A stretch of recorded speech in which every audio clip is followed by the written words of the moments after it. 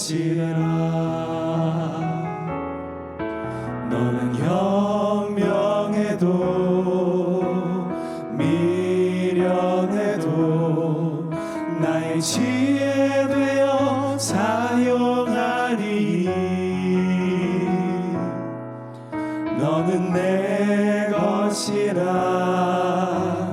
내 것이라. 너는 내 것이라. 너는 잘났으나 못났으나 너의 모든 것을 알고 있으니 너는 내 것이라, 내 것이라. 너는 내 것이라. 너는 내 것이라, 내 것이라. 너는 내 것이라. 너는 내 것이라, 내 것이라. 너는 내 것이라.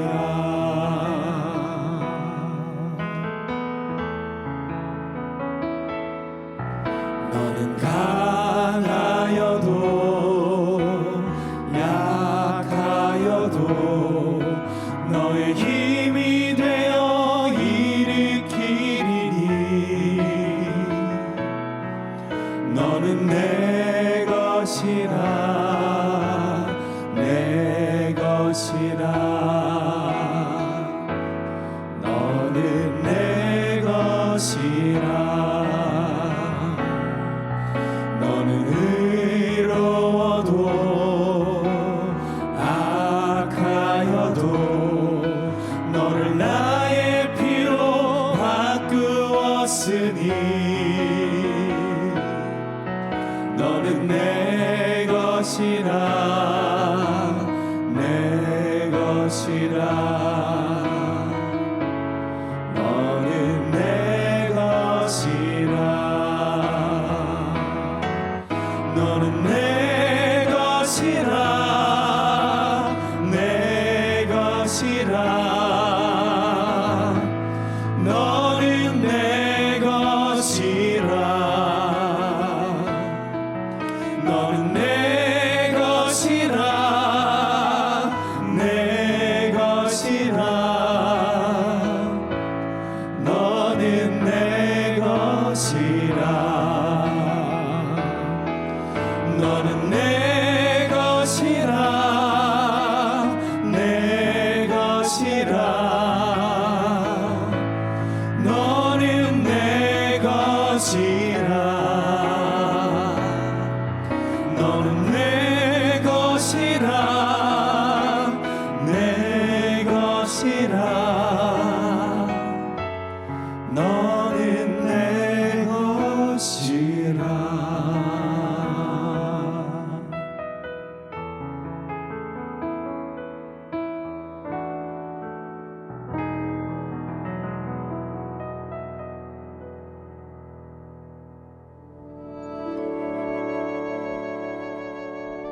나오미의 남편 엘리멜렉의 친족으로 유력한 자가 있으니 그의 이름은 보아스더라.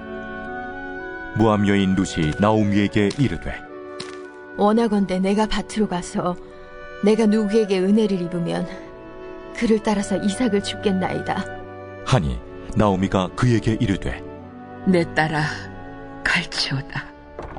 룻이 가서 베는 자를 따라 밭에서 이삭을 줍는데 우연히 엘리멜렉의 친족 보아스에게 속한 밭에 이르렀더라.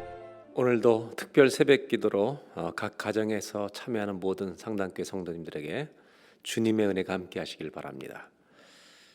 신앙생활 해보면 모든 그리스도인들, 거듭난 모든 성도님들의 가슴 속에는 두 문장이 존재합니다. 하나는 하나님 감사합니다라는 고백입니다. 이 고백이 없는 사람은 아무도 없습니다. 또 하나는 표현하지 않지만 우리 가슴에 묻고 사는 한 문장이 있습니다. 그것은 하나님 섭섭합니다라는 것입니다. 여러분 자기 자신을 잘 살펴보십시오. 하나님 감사합니다. 이 고백은 당연히 있을 뿐 아니라 우리의 삶의 가슴의 한 가운데 혹은 때로는 감추어둔 고백이 있는데 하나님 섭섭합니다라는 고백이 있습니다. 이 두 가지의 고백 사이에 영성이 존재합니다. 영성은 하나님 말씀이 우리 삶에 내면화되는 과정이 바로 영성입니다. 이 영성의 역할은 섭섭합니다라는 고백을 굴복시켜서 감사와 찬송으로 만들게 하는 것입니다. 이 둘이 하나가 되게 하는 것이 하나님의 감사로 표현하게 만드는 것이 우리의 신앙이고 영성입니다. 오늘 우리가 읽은 룻기는 슬픔과 절망으로 시작하는 책입니다. 엘리멜렉과 나오미 집안에 말론과 기련이라는 두 아들이 있었습니다. 모압 땅에 갔다가 이방 여인들과 다 결혼을 하고 아들들이 10년 만에 이 집안의 모든 남자들이 다 죽는 비극과 절망이 펼쳐집니다. 이 가정의 미래가 어떻게 될 것인지 룻기는 하나하나 그 내용을 열어 보이고 있습니다. 룻기 1장은 10년 동안 일어난 일입니다. 그들의 힘으로는 어떻게 해결할 수 없는 문제가 온 가정에 임해서 그 집안의 모든 남자들은 죽고 어머니였던 나오미, 며느리 룻과 오르바 세 사람만 나왔습니다. 오늘 룻기를 2장을 나누면서 제일 먼저 여러분 나누고 싶은 것은 저와 여러분의 인생에도 우리의 실수, 우리의 문제 혹은 외부의 고난으로 말미암아 우리가 이길 수 없는 절망, 비극, 고통을 직면할 수 있다는 것입니다. 그런데 감사한 것이 있습니다. 룻기는 1장으로 끝나지 않는다는 것입니다.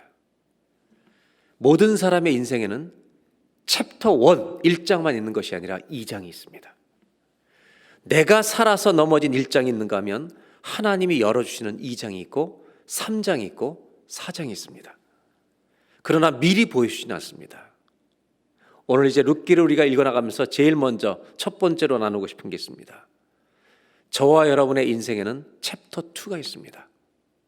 내가 실수한 1장만 존재하는 것이 아니라 하나님이 열어주신 2장이 있습니다. 오늘 상당교회 성도 여러분, 여러분의 인생에 2장, 3장, 4장이 펼쳐지는 하나님의 역사가 있기를 주의 이름으로 기원합니다.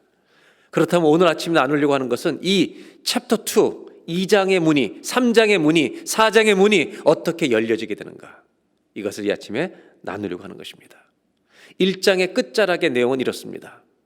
모든 남자들이 다 죽었을 때 시어머니였던 나오미는 두 며느리에게 부탁합니다. 너희들이 젊으니 모압 땅에서 새로운 남편을 만나서 잘 정착하고 살라는 것입니다. 결국 오르바라는 며느리는 남기로 결정하지만 룻이라는 여인은 끝까지 어머니를 쫓아갑니다. 그때 룻기 1장 15절에 했던 룻의 고백은 감동적입니다. 어머니가 나에게 믿음을 주시지 않았습니까? 어머니, 시어머니의 모든 이 가정이 우리에게 믿음을 가르쳐주지 않았습니까? 우리는 하나님을 모르던 여자였습니다. 그러면서 했던 고백을 기억하십니까? 어머니 하나님이 내 하나님 되고 어머니의 백성 내 백성 됩니다. 이 룻의 마음속 깊은 곳에는 저는 하나님 떠나서 못 삽니다라는 고백이 있었습니다. 이것을 이렇게 표현해 볼까요? 룻은 믿음으로 가득 차 있었습니다. 여러분, 룻이라는 여인은 늦게 믿었지만 믿음으로 충만해져 있었습니다. 시어머니 나오미는 이 룻을 데리고 베들레헴으로 돌아옵니다. 그때 베들레헴에 들어왔을 때 10년 만에 온 나오미를 보고 사람들이 웅성웅성하기 시작합니다. 저 사람이 나오미 맞냐? 나오미 맞냐? 물어볼 때 나오미는 나를 나오미라고 부르지 마라. 달다른 말로 부르지 마라. 내 인생은 쓰다. 마라라고 부르라. 이렇게 말할 만큼 인생이 비극적이었습니다. 그러면서 한마디를 더 합니다. 내가 베들레헴을 떠날 때는 풍족하게 나갔는데 하나님이 나로 빈손되어 돌아오겠다. 여기에 대조가 있습니다. 룻은 늦게 믿었는데 똑같은 고난에 있는데 룻은 믿음이 충만합니다. 시어머니 나오미는 모태신앙으로 믿음이 잔뼈가 굵으신 어른인데도 불구하고 하나님을 원망하는 것처럼, 이 모든 고난이 하나님이 하신 것처럼, 그래서 하나님이 나를 빈손으로 돌아가게 하셨다고 하나님에 대해서 원망을 표현합니다. 이것을 제가 하나님 섭섭합니다라고 말하는 것입니다. 나오미는 아무것도 가진 것이 없다고 고백합니다. 고난이 왔을 때 모든 사람이 똑같이 반응하지 않습니다. 고난이 와도 여전히 믿음이 충만한 사람이 있고, 고난이 왔을 때 마음이 텅 빈 상태의 사람도 있습니다. 여러분의 가슴 속에는 오늘 무엇이 채워져 있습니까? 섭섭함입니까? 믿음입니까? 믿음을 가르쳐준 시어머니는 낙심해 있는데 그 믿음을 배운 룻은 어떻게 반응하고 있습니까? 이제 2장이 열리는 장면, 2장의 은혜가 열리는 장면으로 여러분을 초대합니다. 오늘 2장 1절, 2절, 3절 본문을 읽었는데 1절, 2절 내용을 보면 아주 간단한 일 하나가 시작됩니다. 룻은 시어머니에게 자기가 이삭을 주우러 나갔다 오겠다고 이야기합니다. 그리고 나서 2장 2절에 이삭을 주우러 갑니다. 룻기 2장 2절을 보시면 모압 여인 룻이 나오미 시어머니에게 이르기를 내가 밭으로 가서 누구의 은혜를 입으면 그를 따라서 이삭을 주겠습니다라고 말합니다. 그때 나오미가 이 며느리에게 내 따라 가라고, 잘 다녀오라고 얘기합니다. 여러분, 이삭 줍는 것은 어떤 일입니까? 지극히 작은 일입니다. 이 이삭 주러 나가는 것이 이 가정의 전체 미래를 바꾸는 결정적인 행동이 됩니다. 이삭 줍는 것은 성경적으로 의미가 있는 일입니다. 레위기와 신명기를 보면 이 출애굽, 애굽을 탈출해서 이동하고 있는 모든 백성들이 가나안 땅에 가서 이제 약속의 땅에 가서 이스라엘 백성이 살게 될 텐데, 이들이 서로 배려하며 살 수 있도록 법규를 만드셨습니다. 하나님의 법규는 크게 두 가지입니다. 하나님 사랑과 이웃 사랑입니다. 그런데 특별히 추수 때가 되면 이런 법규를 만드셨어요. 너희가 이삭을 딸 때, 추수할 때 이삭이 땅에 떨어지면, 추수하다가 이삭이 땅에 떨어지면 절대로 줍지 말라는 것입니다. 레위기 19장과 신명기 24장에 이런 내용이 나옵니다. 심지어 너희가 다 곡식을 거두고 추수를 해서 곡식을 다 집으로 갖고 들어왔는데 들판에 한 묶음을 놔두고 온 게 기억나거든 가져오지 말라는 겁니다. 이삭을 줍지 마라. 심지어 볕단 하나도 잊어버리고 놔둔 거 가져오지 말라고 하신 이유가 뭐냐? 고아와 나그네와 홀로 된 여인들, 과부들이 그것을 가지고 먹고 살 수 있도록 놔두라는 것입니다. 이게 하나님의 배려였습니다. 그렇다면 여러분, 우리가 룻기 2장의 현장으로 한번 가보고 상상해 보시기 바랍니다. 룻은 젊은 여인이었습니다. 이삭을 주우러 추수하는 곳에 갑니다. 추수꾼들 사이에 이삭을 주우며 다닙니다. 여러분, 이것은 절대로 자랑스러운 일이 아닙니다. 모든 사람이 알아봅니다. 저 사람은 고아구나. 저 사람은 과부구나. 이 여자는 가난하구나. 이방인이구나. 나그네구나. 여러분, 이삭 줍는 것은 수치의 자리였습니다. 부끄러운 일이었습니다. 그러나 룻은 이것이 하나님의 백성이 살아갈 수 있는 길이기에, 하나님이 배려해 주신 길이기에 그 수치스러운 길로 간 것입니다. 이 이삭을 줍는 행위 뒤에 하나님은 상상할 수 없는 선물을 감추어 두고 룻을 기다리고 계셨습니다. 룻과 나오미는 정말 아무것도 없는 자였습니다. 빈손으로 베들레헴에 돌아왔습니다. 그러나 2장 3절은 이렇게 밭에 갔을 때 어떤 일이 일어난지를 보여주는데, 2장 3절에 아주 독특한 번역이 한국어에만 있습니다. 2장 3절에 보면 룻이 가서 베는 자를 따라 밭에서 이삭을 줍는데, 우연히, 여러분, 우연이란 단어는 원어에 없습니다. 그러나 이 모든 문맥상 우리가 이해하기 쉽도록 한국말에는 우연을 넣습니다. 우연히 엘리멜렉의 친족 보아스에게 속한 밭에 이르렀더라. 그냥 이삭을 주러 갔는데 우연히, 자기도 모르게 라는 말입니다. 여러분, 예수 믿는 사람들이 우연이란 말이 존재합니까? 아닙니다. 이 우연이란 말은 한국어 성경에 있는 우연이란 말은 이게 우연이냐 하나님의 섭리냐라고 묻고 있는 것입니다. 이삭을 주러 갔는데 하나님의 인도하심, 하나님의 배려, 하나님의 섭리 속에 그가 자기의 시아버지였던 엘리멜렉의 친족 보아스라는 사람의 밭에 도착하게 되었다는 것입니다. 이스라엘 사람들은 친족이 어려워졌을 때 가까운 친족들이 그 모든 어려운 일들을 도울 책임을 지고 있는 것입니다. 물론 돕지 않을 수 있는 자유도 있었습니다. 이것을 고엘 제도라고 합니다. 고엘이라는 말은 상대방이 잃어버린 것을 다시 되찾게 해주는, 영어로 표현하면 redeemer, 우리 한국말로 표현하면 구속자라는 뜻입니다. 친족이 어려움을 구속해 준다는 말입니다. 보아스는 누굽니까?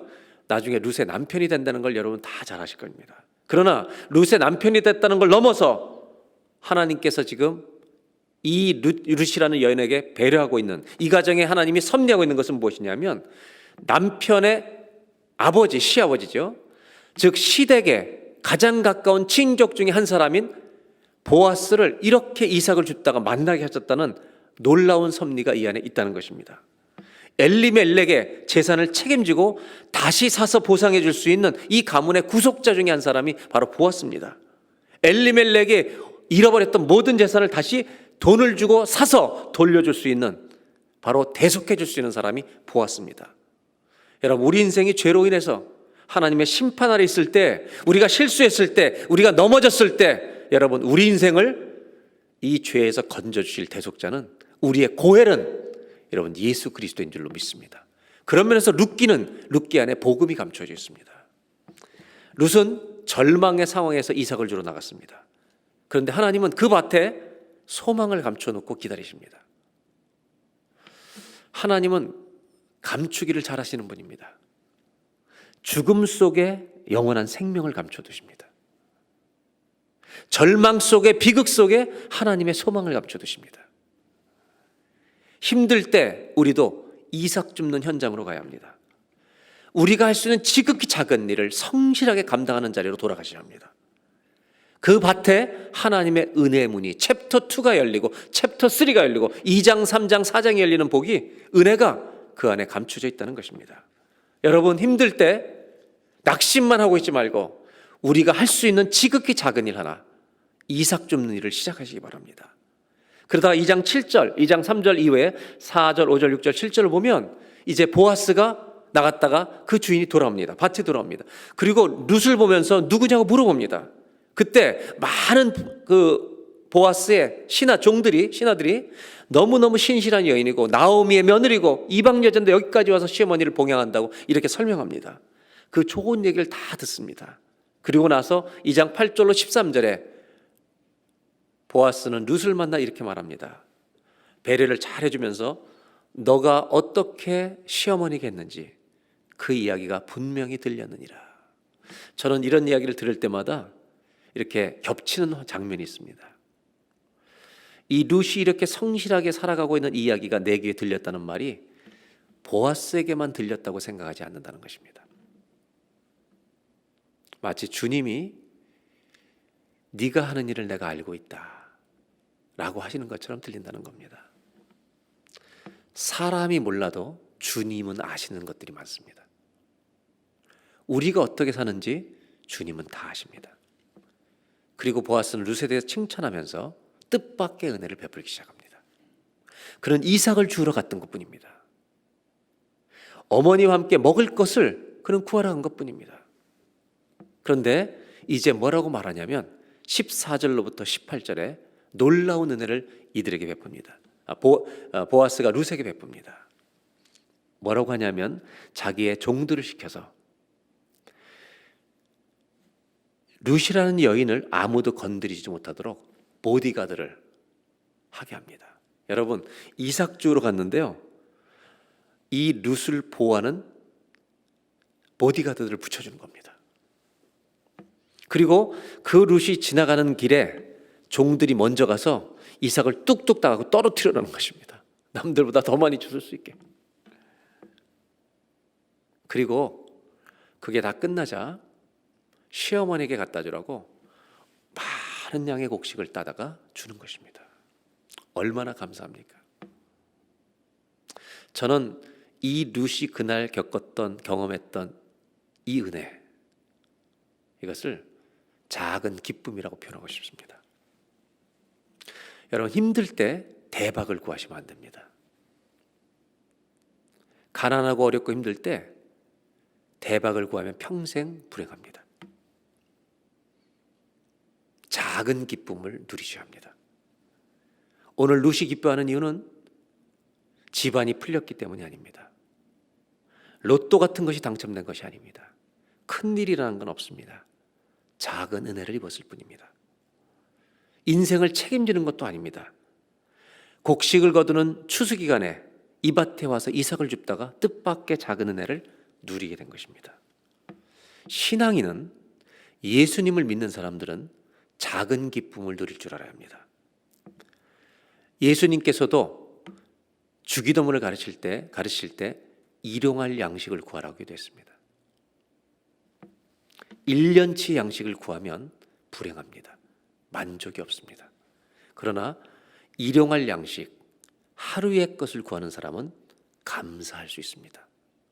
예수님이 이 기도를 가르칠 때 우리에게, 우리의 심령에, 우리의 DNA에 주님이 심어주시고 싶었던 것은 감사하는 사람이 되라는 것입니다. 이러한 작은 기쁨을 누리고 있는 룻을 위해 하나님은 더 놀라운 선물을 준비하고 계시다는 것을 전혀 알지 못했습니다. 그리고 3장 4장의 은혜가 펼쳐집니다. 그래서 놀라운 사실 하나 있는데요. 룻이 이 모든 이야기와 곡식을 다 가지고, 스토리를 가지고 시어머니에게 갑니다. 그런데 시어머니가 변합니다.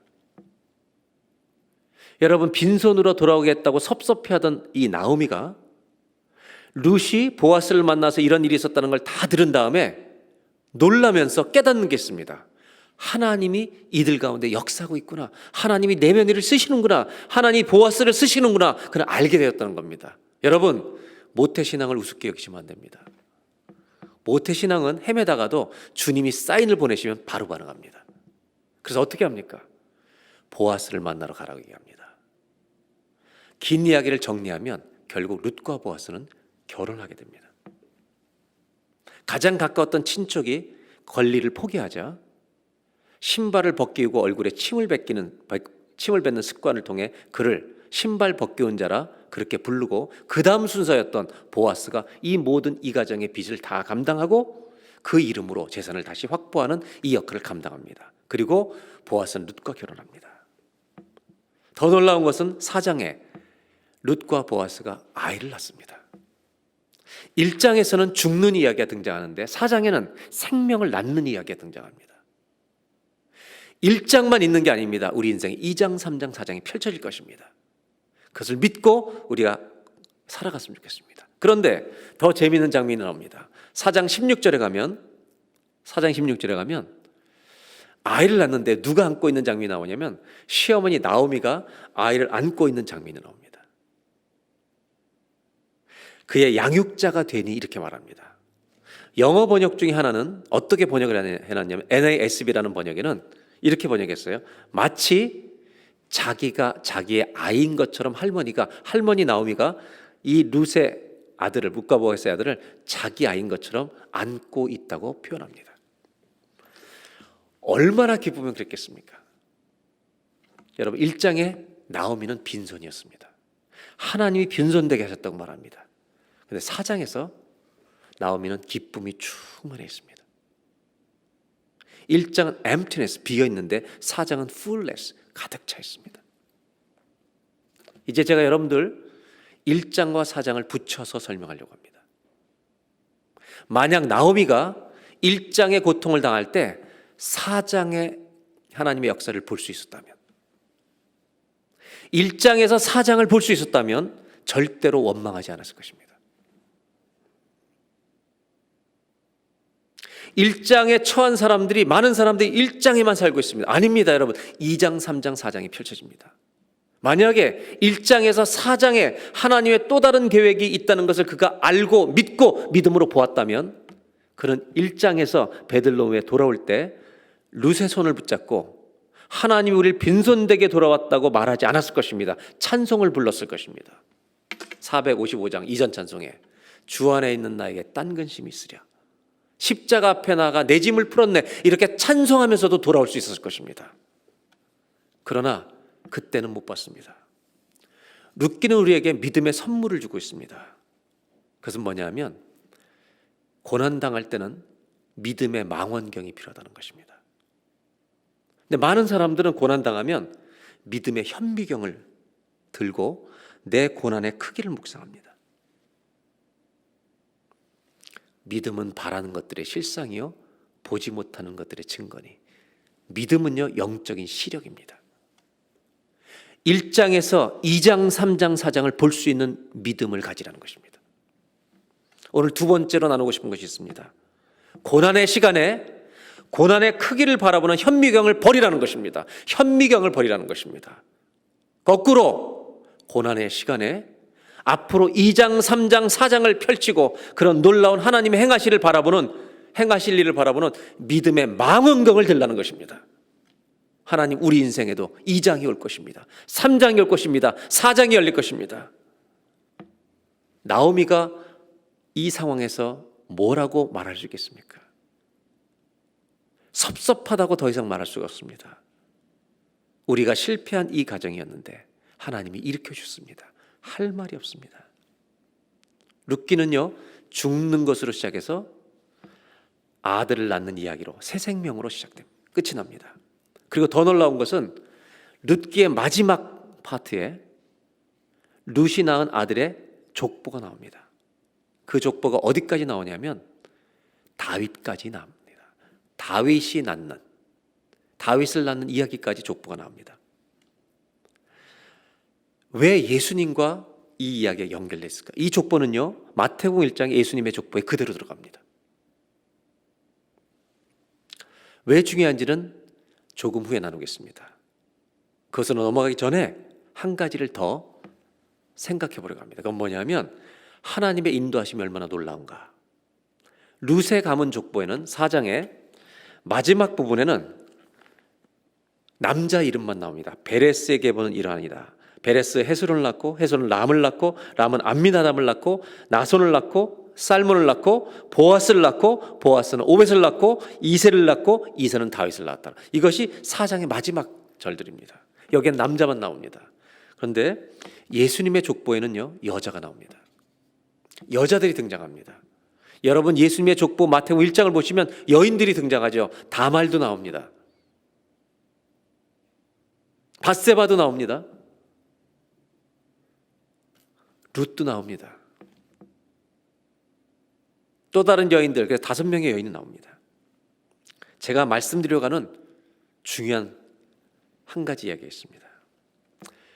룻은 이방 여자입니다. 룻의 시어머니가 누군지 아십니까? 룻의 시어머니가 누굽니까? 보아스의 어머니가 누굽니까? 그것이 예수님의 족보에 나온다는 겁니다. 여러분 유대인들은 이방 사람을 아주 우습게 하겠습니다. 룻은 나오미가 시어머니였습니다. 그런데 그의 친족 보아스와 결혼함으로 보아스의 어머니가 또 다른 시어머니가 됩니다. 이방인들이 이스라엘 집안에 들어오면 엄청난 손가락질을 당합니다. 근데 하나님 얼마나 놀라우신 분이냐면 이렇게 믿음을 지키고 이삭을 줍던 여인 룻에게 특별한 선물을 준비하셨습니다. 보아스의 어머니는 라합입니다. 라합은 이방 여자입니다. 룻이라는 여자를 그는 껴안을 수 있는 품을 가진 어머니였습니다. 이방 여자로서 유대인의 집안에 들어온다는 것이 얼마나 서러운 일인지. 룻이 보아스의 아내가 될 때 그는 배척하지 않았을 것입니다.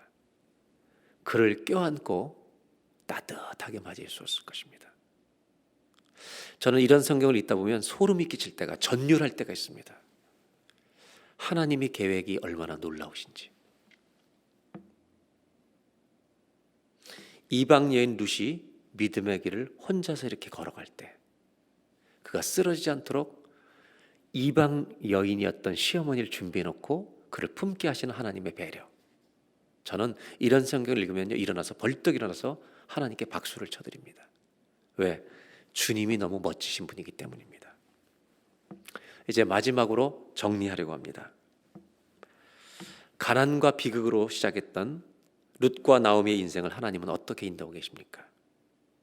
저는 이 질문을 드리고 싶습니다. 룻과 나오미의 인생에서 주어는 누구입니까? 룻이 한 것입니까? 나오미가 한 것입니까? 2장, 3장, 4장을 연 것은 하나님이 하신 것입니까? 아무리 힘들어도 한 가지는 잊지 마셔야 합니다. 우리 인생의 주어는 하나님이 되어야 합니다. 하나님이 우리 가정을 돌보실 것입니다. 오늘 제목은 아무것도 없는 자입니다. 아무것도 없는 자 같으나, 그렇습니다. 이들은 아무것도 없었습니다. 그런데요, 하나님이 주어가 되니까 모든 것을 가진 자가 되는 겁니다. 왜? 우리의 모든 것 되신 예수님이 우리가 실패한 모든 인생을 다시 다 얻게 하시는 고엘, 죄에서 건져주시는 우리의 대속자이시기 때문입니다. 저와 여러분들이 실수한 인생 1장을 살았을 때 우리 인생을 건져주실 분은 예수 그리스도십니다. 오늘 마지막으로 나누고 싶은 세 번째 결론입니다. 우리의 인생에 실수가 많지만, 죄가 많지만 우리의 영원한 대속자, 내 인생을 다시 살려내실 분, 2장, 3장, 4장을 써주실 분은 예수 그리스도밖에 없는 줄로 믿습니다. 그러므로 우리는 아무것도 없는 자 같으나 모든 것을 가진 자라는 것 잊지 마시고, 믿음으로 이 고난의 상황을 잘 이기며 승리하는 온 교회 성도님들이 되시기를 주의 이름으로 축원합니다. 다 같이 기도하겠습니다. 하나님 아버지, 우리가 인생을 살아갈 때 내가 주어가 되지 않게 하시고 주님이 내 인생의 주인 되심을, 주님이 내 인생의 주어가 되셔서 이끌어 주심을 알게 하여 주옵소서. 1장만 있는 것이 아니라 하나님이 열어주시는 2장, 3장, 4장에 놀라운 은혜의 챕터들이 열리는 그 축복을 우리 모두가 맛보아 알게 하여 주옵소서. 우리는 아무것도 없는 자 같으나 모든 것을 가진 자입니다. 예수님의 이름으로 기도합니다.